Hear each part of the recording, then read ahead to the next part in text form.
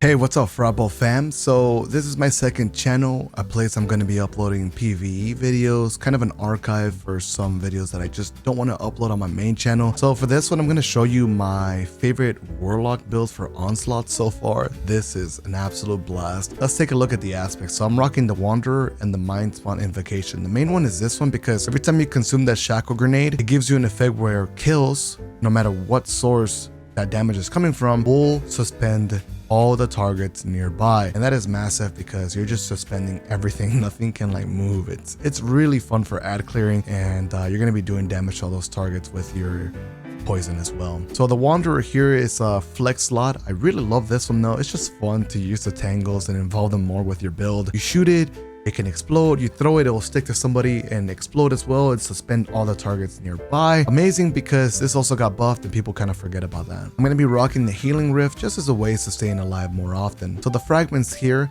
if I say they're flex, I'll let you know, but for the most part they're not. Thread of Wisdom, whenever we defeat suspended targets, we create an overpower.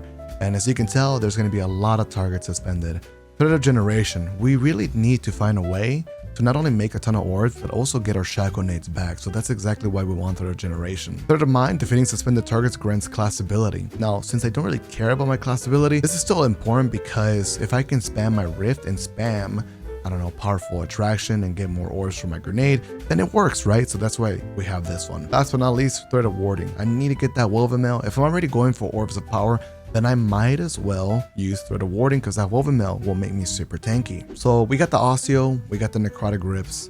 Let's go ahead and break it down. So Osteo is an exotic that spreads poison, has a little bit of aimbot tracking projectiles, and every time that we get final blows with multiple precision hits or land final blows, we just get a bunch of ammo back in the magazine. It can get wild. You can get like 100 shots in the mag, and it starts with 27, so very fun.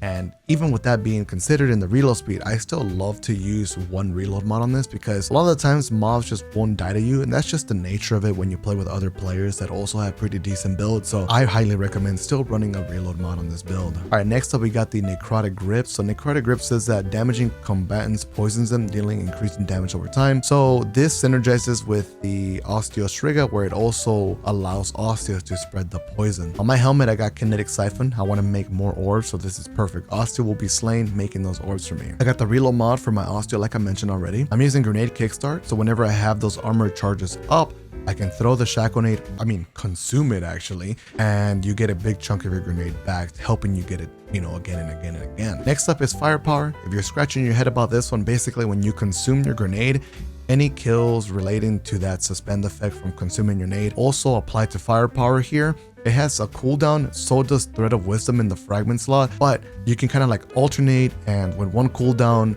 is happening, the other one activates, and then when that one goes on a cooldown, the other ability activates. So you're just making orbs all over the place, and that's kind of like what this build really wants. Orb generation for ability spam, but also healing capabilities. In the chest piece slot, I'm rocking the Void Resistance. That's flex depending on the threat for the week. I got charged up because it lets me have more stacks on stacks.